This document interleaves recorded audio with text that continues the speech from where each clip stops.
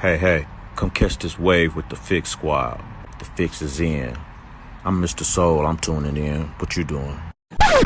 Stand up. James left, but the king still reigns here. No tears, no love lost, no rain here. Delivers, I promise, Santa rain here. Love for the city still resides here. Fix for your ailment, faith that resides outside the lines. Detox your mind, cause it matters. Art outside the box, we pace better. The Fixx is in, and we rock a channel. We rock with them for what's deep within. Expose those who talk but don't live. Expose those who talk but don't live. Take offense. Judge by the fruit from the tree, but if the fruit tastes... Yes, sir. You tune back into the Fixx right here on Siriusxm, channel 154, Holy Culture Radio. And it's that time. We appreciate y'all rocking with us. We are about to tap into our spiritual detox. We love this opportunity. We got a exclusive for you guys today. I don't know if you know, but it's a project out right now that's tearing up the charts, running up the numbers right now. From a young man, like I say, he is definitely. I'm not gonna say he's underrated. He gets his just dues. He's been doing this thing for a while. Indie tribe representative. And he does his own thing too as well. So I'm excited because this project that he just dropped last Friday, it's something amazing. It's something different. We talk about mental health awareness all the time right here on the Fixx. So when I got a chance to sit with the project, listen to the project, and see where this young man was going and just how vulnerable and transparent he was about his life. And that's the beautiful thing about it. He takes you through a journey of his life, but it's so relevant to what I know a lot of people are going through. So I'm just excited to have him on today. Listen, without further ado, help me welcome in my brother, John Keith. What's going on, young soldier? Yo, what's good, man? How you doing? Man, all is well. All is well. This project is ridiculous. Man. It's ridiculous. I know you've been getting great feedback and everything, but let's get the backstory first before we talk about the music a little bit. Talk about who you are. If no one ever heard of John Keith, who is John Keith? 25-year-old hip hop artist from Dago, California. You know what I'm saying? Born and raised, can't go nowhere else. It don't work like that. Uh, you know what I'm saying? I was raised in a Christian home. Um, Both my parents had a relationship with Jesus. You know, before I was ever born. You know what I'm saying? So I was kind of born into like church and all that kind of stuff. And you know, um, I kind of started walking into my own relationship with God when I was about 17. And yeah, you know what I'm saying? I fell in love with music and just decided I wanted to uh, help people, you know what I'm saying?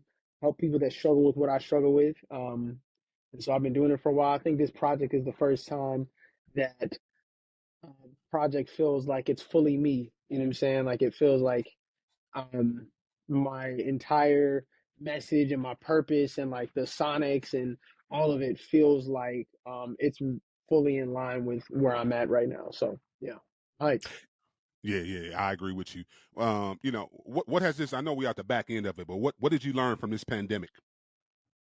Man, I learned the importance of people and community. You know what I'm saying? Everyone kind of deals with loneliness to some degree, just in life, and you know what I'm saying, pandemic or not. And so what the pandemic did was it forced us to be lonely by ourselves, and Mm-hmm. it kind of, it made me realize that, like the feeling of loneliness might not go away, but at least if I know someone else is dealing with it, you know what I'm saying, and they might just be willing to sit with me in it, you know what I'm saying, at least I don't have to be lonely by myself.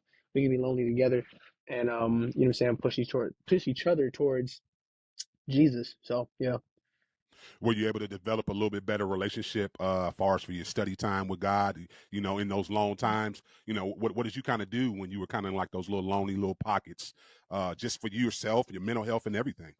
Yeah, I definitely spent more time with God, you know what I'm saying? I That's kind of when a lot more of this you know, the conceptualizing of this album and everything like that kind of came together, to be honest. Um I started working on this project in 2020. And Wow. Okay. yeah, You took and your time to let so this thing breathe. Okay. oh yeah, I really wanted to yeah, I mean, it started with conversations with God, and he was bringing out stuff that I tried to bury, that I didn't want to deal with, you know what I'm saying? Especially as a black male, you know what I'm saying? Like talking about feelings is not really a thing that we do very well, you know what I'm saying? Or that we were taught to do very well. Facts. And so, you know what I'm saying? I'm at a point where I'm like, okay, like I'm aware that, you know what I'm saying? If God is trying to heal these wounds and heal these things and heal this trauma, you know what I'm saying, I can't bury it anymore. He can't work with buried stuff. I have to give it to him.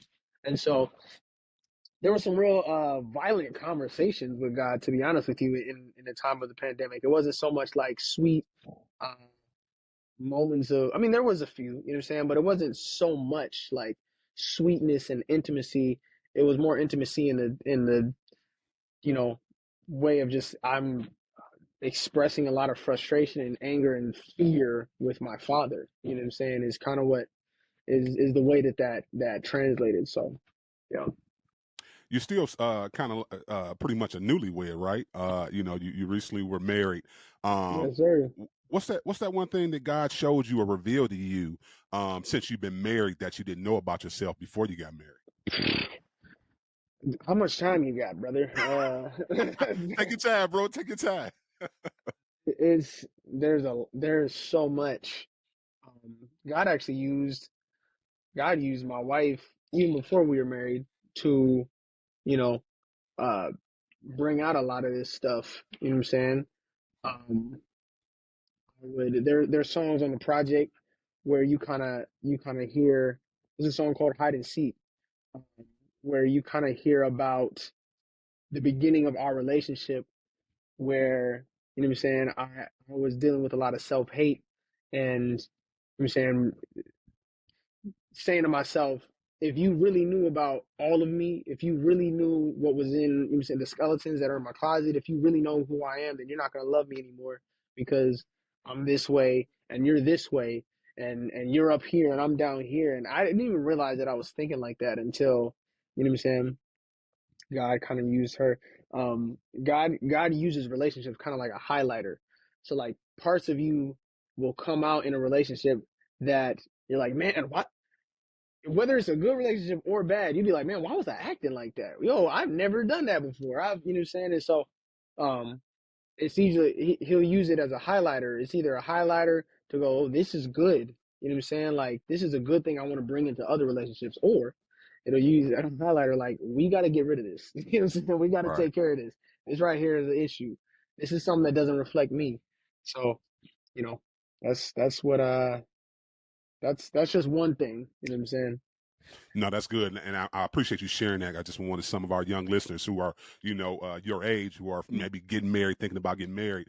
A lot of times they need to hear, real talk like that, because I know for me, I struggled. Of course, I'm a seasoned vet. I'm a little older than you. If God let me live to July, I'll celebrate 23 years of marriage. But Oh, I would wow. always argue, the first 3 years of my marriage, I stunk at communicating. I came up a little bit older, a little old term. So I was always thinking, okay, I'm the king of the castle. What I say goes. I don't really have to have the questioning from my wife. So I had to learn how to effectively communicate with my wife, understand my wife, understand she is my helpmate. She's not here to help me. We're not competing against each other. So that's why I Yeah. always ask that question for young men like you. Listen, let's talk about it. Talk about some of your music inspirations. Growing up, who was you were inspired to listen to and, got you into rapping? Man, it's grown and changed so much over the years. Um, I know when I was between the ages of 15 and 17, I wanted to be Andy Mineo. I wanted to become him. Mm. Oh, um, wow. yeah, like to the point where, and I don't think I've told him this. I don't think I ever will.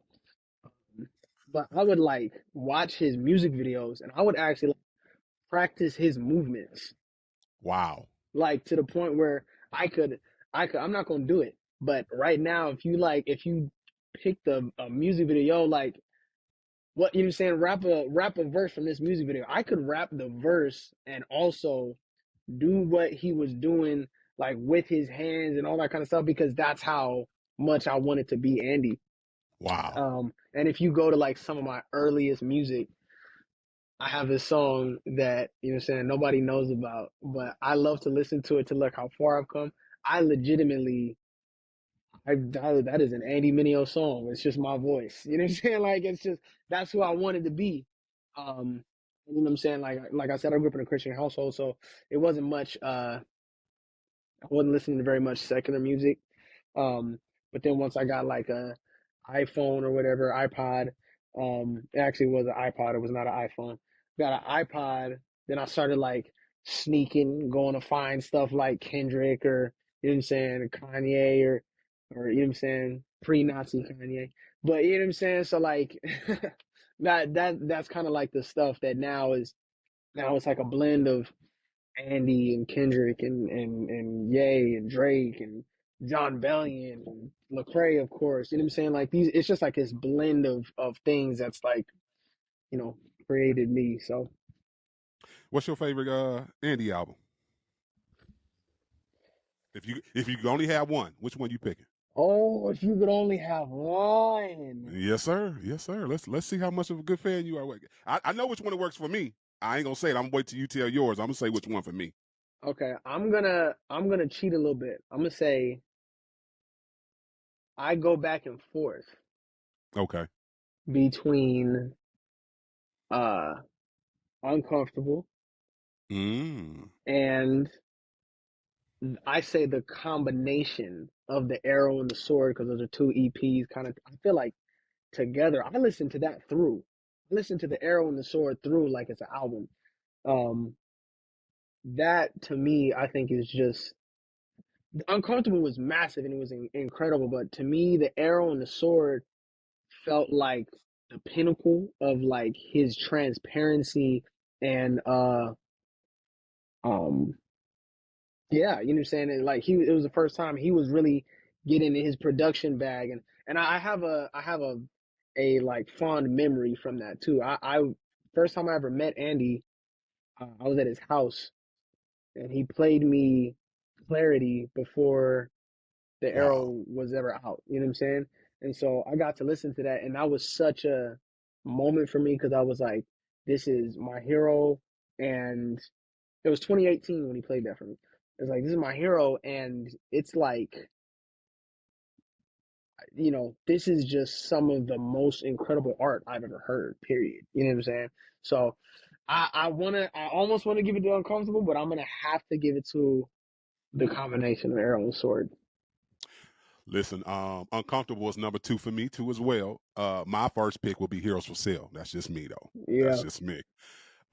Listen, let you know what? I know one thing that you always do well, and I want to talk about it briefly. You share your heart. You're transparent in your music. What made you so vulnerable so early? Because I feel like you've always came out with that way, even outside of this project, even before this. I remember tracks like '97 and other little tracks. Like you always have been just real and authentic. What has separated you from always being that way? Because I don't think a lot of rappers do that when they first come out. yeah. It's actually encouraging that you feel like that because I actually don't feel like that. I actually feel Mm. like for the early stages of my career, I would say from 2017 to uh 20 really like the beginning of 2020. I felt like I was always trying to talk in metaphors and not just say something plainly. And I would say, you know, after that is when I kind of learned that if the goal of this and the goal of even if you take music out of it, if the goal of being human, you know what I'm saying, is to um being human the way that Jesus told us to be human, right? Hmm. Is to love God and love each other. I don't think that it's possible. I don't know. I'm a little bit extreme. I don't think it's possible to properly love people without being transparent, without sharing the uncomfortable parts because people can learn and grow and relate and be comforted by that stuff. They can't be comforted by metaphors and, you know what I'm saying, riddles. Like if they're spending all the time trying to decipher what you're saying instead of just being like, wow, he just said that he wanted to kill himself since he was 11 years old. I Yeah. I I feel like that.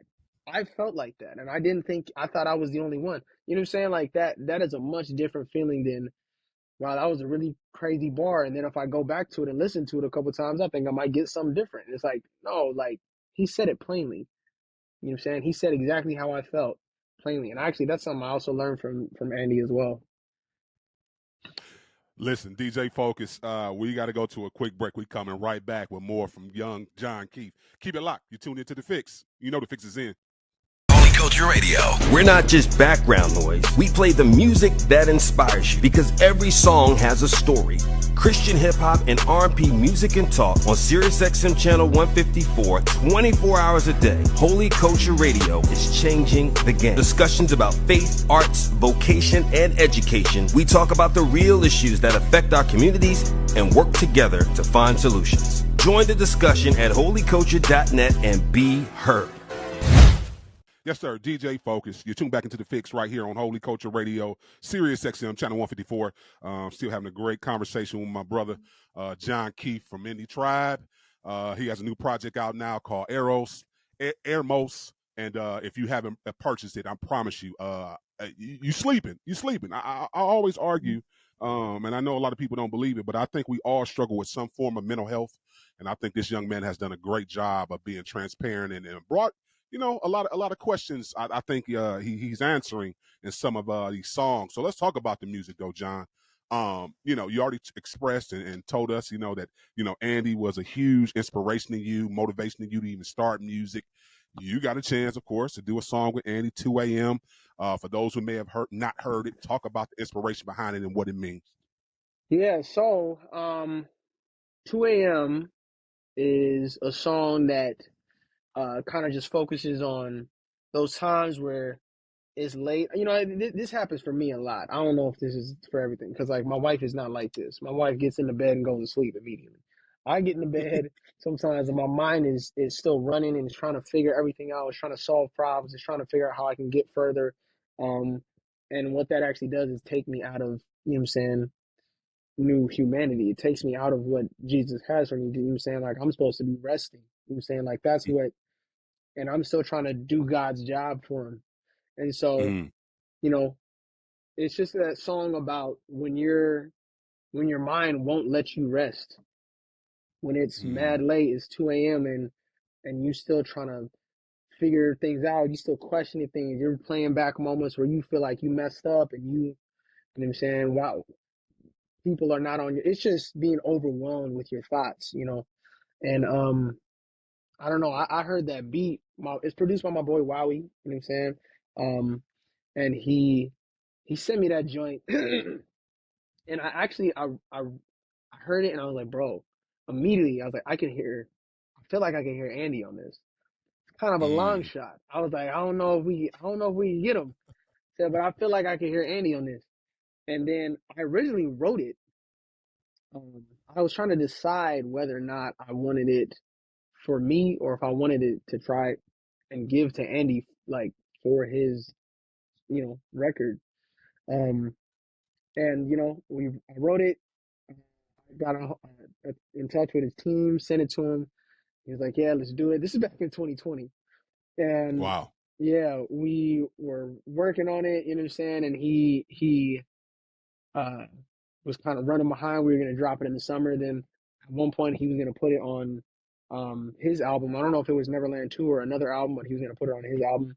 And then that didn't work out. So I was like, nah, I feel like this really fits Eremos. You know, this really fits what it is that we're talking about. So I just kind of pressed and, you know, trying to see if he was still down for it. And this was like the last minute joint. I sent it to him in 2020, but we got that verse in about 2 months ago. Like, Wow. yeah. Okay. You know what I'm saying? It was like the rest of the project was already uploaded. And then you know what I'm saying, that was kind of like the last little addition. We're like, oh, come on, please. So yeah. Next track I want you to break down, man, is this James Dean track. I think it's a fun track. But just talk about the, inspiration and what the meaning of James Dean is. It's featuring Lecrae too as well. You funny. You talking about you got Andy, then you go get Lecrae too. So you just, Yeah. in your Yeah. bag on this one. Yeah. Lecrae's kind of the big homie, you know what I'm saying? So that one was a little easier. You know what I'm Okay. saying? He's from Dago too. So, yeah. So James Dean, that song, James Dean is an actor, right? For those of you who don't know, Right. he's an actor that died pretty young. And kind of all throughout the song, making references to it's kind of like I actually really love the writing on this song because it's a song It's about fire. suppression, you know what I'm saying, and acting like you're fine when you're not. You know what I'm saying? Mm, Acting like you're fine and just, you know what, let's just go get these blessings, let's go get this money, let's go be successful, but you're dying. Like you're dying and you're trying to ignore it. And so I made, make references to James Dean, um, Rebel No Cause like James Dean. And then later on, it says, you know what I'm saying, I die making movies. I feel like Bruce Lee. Basically, like just this theme of like, you know, dying in the process of acting like you're fine instead of actually dealing with what you know, you're dealing with. And then so, getting the big homie Lecrae on it was like, it was almost like a conceptual move. Is it felt like, you know, bad, it's a little fly. It felt like, um, the song is like, yo, let's just go get blessed, let's get this money, let's go get success. And then uh part of that was like, oh, like linking up with one of my, childhood heroes for the song. You know what I'm saying? And he gets on it and kind of hops in that too. So yeah, it's that joint is I love that joint. yeah, that's a must hear. You kind of talked a little bit about this next song. I want you to talk about the bridge, where you're very open about trying to take your life and everything that you were struggling with that. Talk a little bit about that. Yeah, the bridge is a difficult one. That joint, I actually performed an early version of it at our Holy Smoke Festival in 2022, and I literally could not get through the verse without bawling my eyes out on stage. It's a extremely um vulnerable track, and it was the one I was like, I know I have to have a song on here that just makes everything plain, um but but and it's dark, you know what I'm saying, but I didn't Very want it dark. to leave you um hopeless by the end of it. And so, it's kind of all leading up to that moment. um it tells you about, my plan that I had to take my life, my current struggle right now, where I feel like I'm always trying to run from those thoughts because those thoughts are not gone. You know what I'm saying? Mm, There's times in my life where those kind of thoughts pop back up. And the thing that I focus on is the fact that Jesus chose to die so that I wouldn't, right? Jesus chose to die so that I would choose life. And so it's kind of like a parallel um, that I feel like is important, and that's the thing that I cling on to when when they pop back up. So definitely thank you for sharing that with us, man. Because like you say, it is a very dark song, but it's real, and I would argue a lot of people are in dark and depressed states. Suicide is a real thing. I don't think we talk about it enough amongst the Christian faith. I really don't. So I just want to give you your roses and thank you for inviting us into your world and you sharing that with us, brother. thank you, man. I love this track though. I definitely want to hear your feedback on this. Who laughing? All them haters and them naysayers. They ain't laughing no more, is they? Man, I, Yeah, talk about it. I'm glad that you love that one. That joint, Oh, I love the writing and duality on that song, you know, um, because it's like there's the urge to wanna be like, there's the urge to do that, to be like, well, who's laughing now? Like, you know what I'm saying, y'all said I couldn't do it and then I did it. So what's up? yeah. And then the second part of the hook kind of goes into like, yeah, who's laughing now? The answer is nobody, because I'm still not happy. You know what I'm saying? And like, so it's like, it's like there was another title for it. It was gonna be Nobody's Laughing, but I was like, nah, I feel like this just kind of it feels good to kind of lean into like the, playing with it like that. So, yeah, that joint I love. You know what I'm saying? That's featuring some production from my boy Enzo on the second half. Like it kind of switches up and takes you on a journey, and kind of just tells a story of my journey in music and trying to, you know, and my struggle with overworking myself to prove people wrong. And it's like, but look what you're doing while that's happening, So Mhm. Listen, I identify with that track. I've been doing radio for 8 years now. It's funny because everybody laughed at me. I promise you. When I first started doing radio, I had a 4-channel Behringer mixer and a cell phone. Didn't have no laptop. Didn't have anything. I started off on Caster FM, which I don't even think that's even alive anymore. And everybody laughed. They said, "No one's going to listen to you on an online radio. If you're not on FM or terrestrial radio, no one's going to listen to you." I already knew what God had told me to do. I was building the yeah, bridge. I was building the foundation. And lo and behold, look where we at right now. SiriusXM saw 5 million listeners. You know what I'm saying? yeah, So facts. when I heard that track, I was like, yeah, I can identify with that track. Yes, sir. Yeah, That's it. That's in my playlist already. You already absolutely. know. Yeah, I had friends who told me I was really foolish for saying dropping out of college, and then they're not so much friends now, but I have the urge sometimes to be like, you still trying to figure out what to do with your life. You know what I'm saying? Like, but you know what I'm saying? Like it's a duality. It's like I want to say that, but I think that me and them and I still share the same struggle of like I still feel um joyless sometimes. So yeah. Yeah. Let's talk about this high energy track. Choose. Talk about that. Oh, Chose, yeah, that joint, Chose. Forgive me, Chose. Yeah. yeah, that joint was the last song. It was the last addition to the project. Um, I feel like the project needed like an anthem type joint.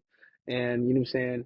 I feel like me and my brother No Big Deal are like the undefeated tag team champs. Is how I feel. You know what I'm saying? So like every time we link up, you know what I'm saying, we have a good time. We come up with something that we love.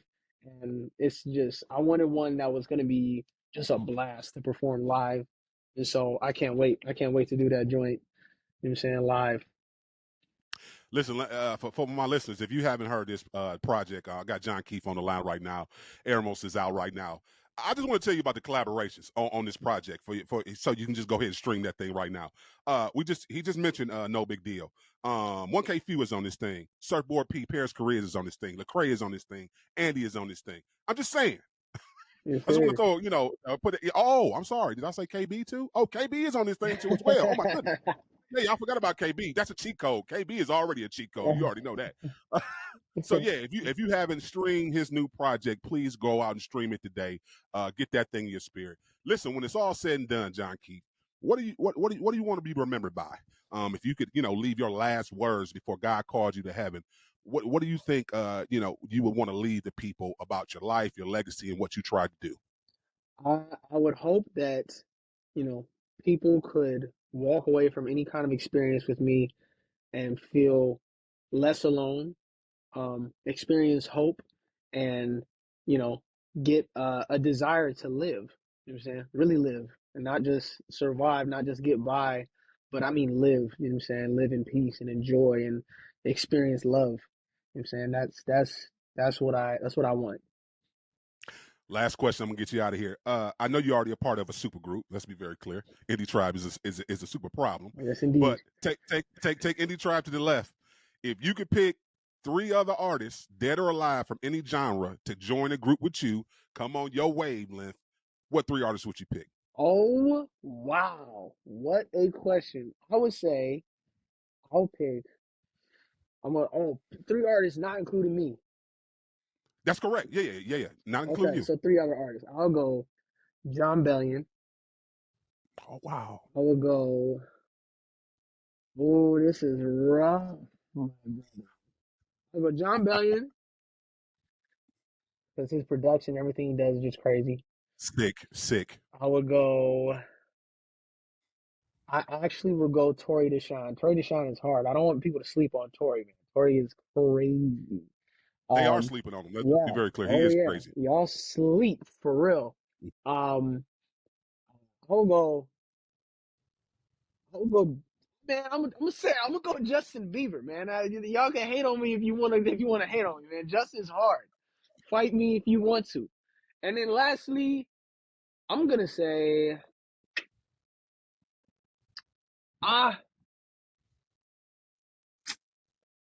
actually I don't know. This last one is tough. I'm not gonna lie to you. Man. The ones you already picked are the ones you picked are solid though, man. Yeah. Listen, John, I appreciate you rocking with us this morning, man. Can you tell the people how they can connect with you, follow you, how they can go stream your new album, and also please introduce your latest single. Yo, so you know what I'm saying? You follow me everywhere, John Keith, on Instagram, on TikTok. It's JONKEITH. Don't put no H in my name, John, because it's not there. You know what I'm saying? My new album, EREMOS, out now everywhere you listen to music. Yeah, you know what I'm saying? Check it out. Share it with somebody. Don't be lonely by yourself. Let's get it. Keep it locked. You're tuned into The Fixx. You know The Fixx is in.